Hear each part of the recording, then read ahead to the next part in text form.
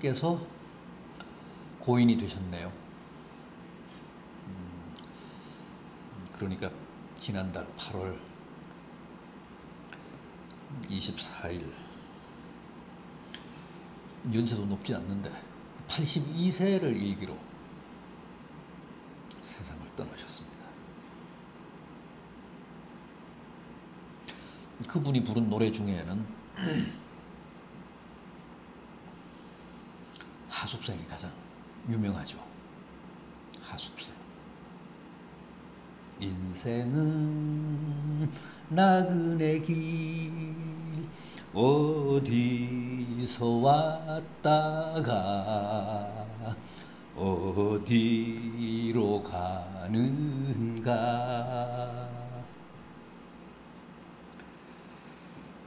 이렇게 노래했던 분인데 이제 이 땅에서의 하숙 생활을 접고 80여 성상의 나그네 길을 멈추고 마치고 본향으로 귀향을 하셨습니다. 여러분, 최희준 씨의 이 하숙생뿐만 아니라 성경도 우리를 다 하숙생이라고 합니다. 나그네라고 합니다.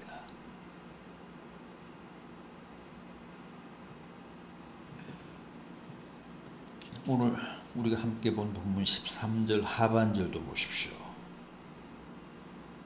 또 땅에서는 외국인과 나그네임을 증언하였으니, 또 마지막 16절 상반절도 보십시오. 그들이 이제는 더 나은 본향을 사모하니 곧 하늘에 있는 것이라.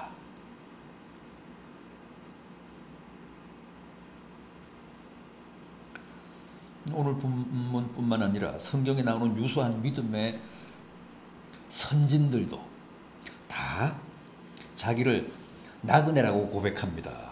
창세기 23장 4절을 보면 아브라함도 자신을 나그네라고 했고, 창세기 47장 9절을 보면 야곱도 내 나그네 길의 세월이 130년이라 그랬습니다. 다윗도 시편 39편 12절에서 자신을 나그네라고 했습니다. 신약의 베드로 사도도 우리가 다 나그네요, 행인과 같다면서 나그네로 있을 때를 두려움으로 지내라 그랬습니다.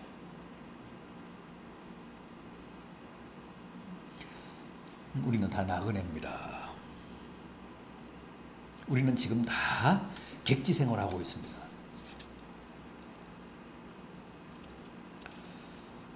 그렇다면 아직은 이 땅에서, 이 광야에서, 이 객지에서 나그네 생활을 더 해야 하는 오늘 우리들로서는 과연 어떻게 사는 게 옳고 바른 것일까?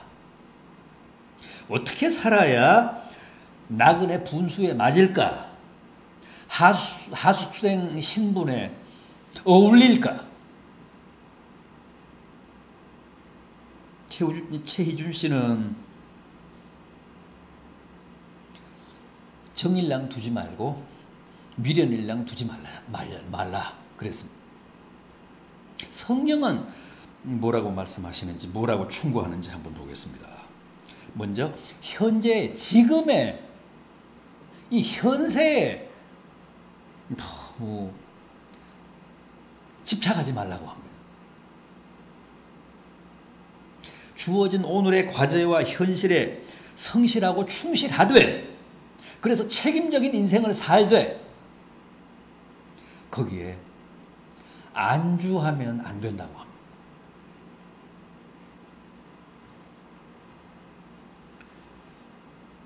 현실에 너무 연연하지 말라는 겁니다. 왜 이런 권면을 할까요? 충고를 할까요? 우리는 나그네니까, 우리는 하숙생이니까. 여기는 우리가 마냥 살 본향이 아니니까, 타향이니까.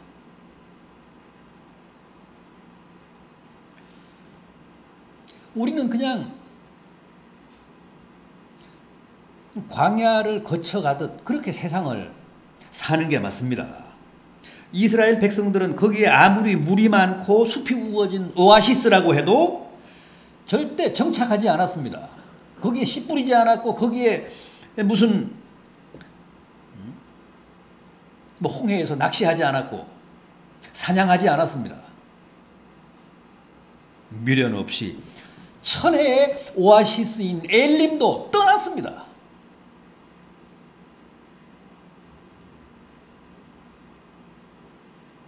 아직 갈 길이 먼 나그네가 하숙방, 여간방에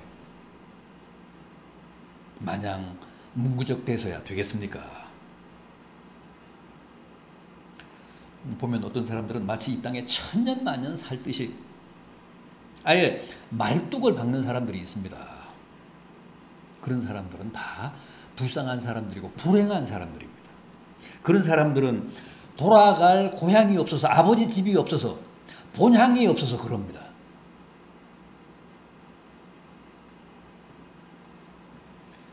들어갈 가나안이 없기 때문에 그냥 이 광야에 눌러 앉으려고 그러는 겁니다. 그런 사람들에게는 이 세상이 현세가 전부입니다. 그래서 그렇게 악착같습니다. 세상에 대한 애착이 대단합니다. 그러나 우리는 아니라는 겁니다. 우리는 그렇게 살면 안 된다는 거예요. 마치 본향이 없는 사람처럼.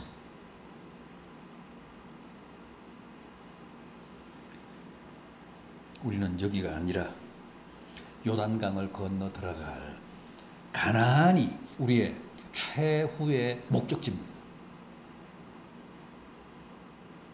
거기가 우리가 살 영원한 본향입니다. 따라서 여기에 절대 연연하거나 집착해서는 안 됩니다. 세상에 대한 미련은 가져서 안 됩니다.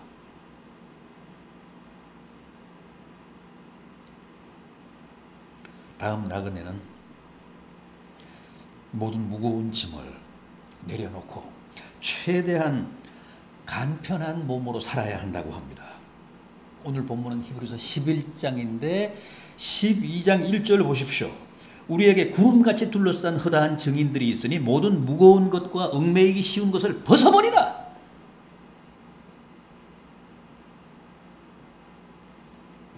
이렇게 명쾌한 말씀도 드뭅니다. 온갖 무거운 짐을 잔뜩 짊어진 채 가고 있는 나그네를 한번 생각해 보십시오. 얼마나 딱합니까? 얼마나 힘들고 고통스럽겠습니까? 얼마나 미련하고 어리석습니까? 나그네는 몸이 가벼워야 합니다. 생활 양식이 방만하면 못 씁니다. 그만큼 순발력이 떨어지고 언제든 다시 나서서 출발할 수 있어야 하는데 짐이 많으면 그게 결코 쉽지가 않습니다. 여러분, 모든 짐은 다 주님께 드리십시오. 주님께 맡기십시오. 십자가 아래 내려놓으십시오. 주님이 그러시잖아요. 무거운 짐진다들아 다 내게로 오라. 내가 너희를 가볍게 해주겠다. 쉬게 해주겠다. 홀가분한 몸으로 유랑하게 해주겠다.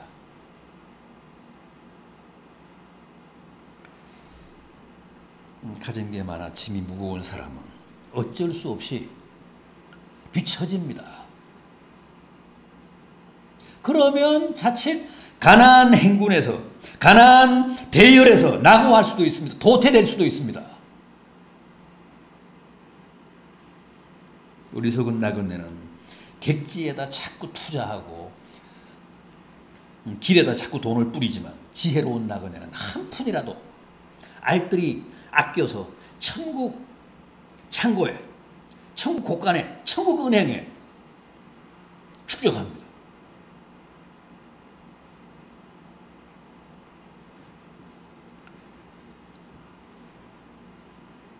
여러분, 이 땅에서는 가난하게 사는 게 맞습니다. 소박하게 단촐하게 사는 게 맞습니다. 천국이 가난한 자의 것이라고 했잖아요. 주님이.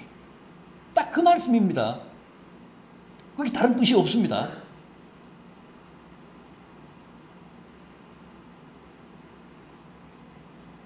부자가 천국 가기 힘들다고 했잖아요.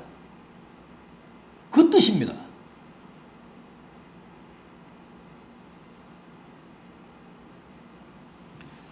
주님의 그 말씀 허투루 듣지 마십시오. 소박하게, 간단하게 사십시오.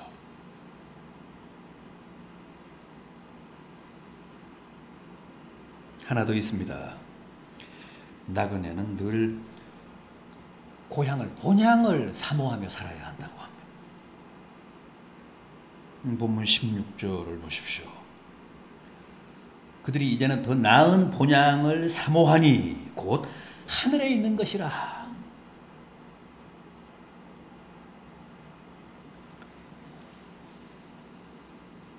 우리의 믿음의 조상들도 다 본향을 사모하다가 그렇게 하나님이 예비하신 한 성인 천국으로 귀환했다고 합니다.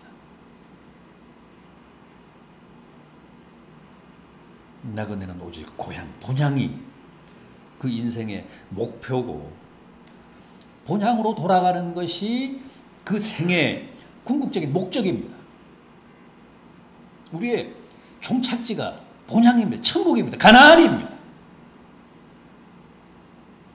따라서 늘 그 본향을 바라봐야 합니다. 그 본향을 그리워하고 사모해야 합니다. 그 본향을 바라보지 않으면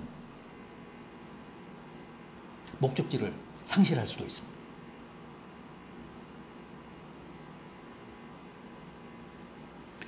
길을 잃지 않고 현실에 주저앉지 않고 온갖 고난을 다 이길 수 있고 고통을 견딜 수 있고 희망을 가지고 계속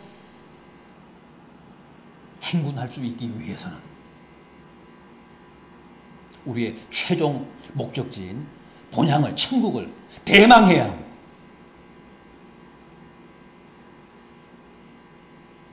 요셉 보십시오. 비록 애굽에서 살다가 애굽에서 죽었지만 그는 언제나 가나안을 바라봤습니다. 죽으면서 뭐라고 유언했습니까? 너희들이 나갈 때, 가나안에 들어갈 때 내 백골을 가지고 나가라. 그리고 가나안 땅에 묻어다오. 마침내 그 후손들이 출애굽할 때 그 요셉의 백골을 챙겨가지고 나왔잖아요. 그리고 가나안 땅에 묻었잖아요. 죽으면서도 가나안을 대망한 사람은 결국 가나안에 들어갑니다. 백골로라도 들어갑니다.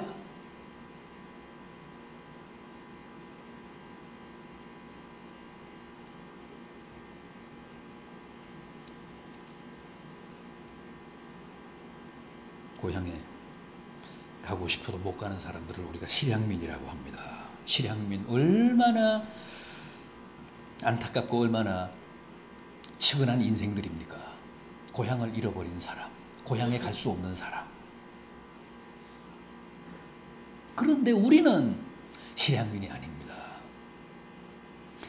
다 나그네고 하숙생이기는 하지만 우리에게는 엄연히 본향이 있습니다. 고향이 있습니다. 아버지 집이 있습니다. 아버지 품이 있습니다. 실향민이 아닙니다.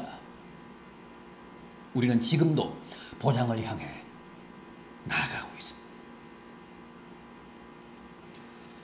우리는 다 천국 시민권자들입니다. 우리는 다 가나안 국적을 가진 사람들입니다.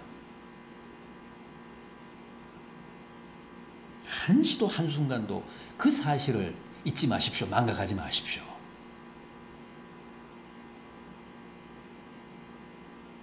이 땅은 나그네 된 우리가 잠깐 거쳐가는 객지요 광야에 불과하지만 우리가 바라보고 목표로 삼고 있는 저 천국은 우리의 영원한 본향이기 때문에, 아버지 집이기 때문에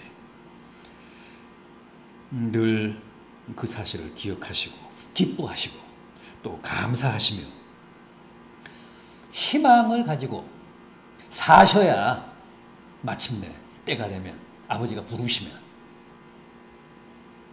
기쁜 마음으로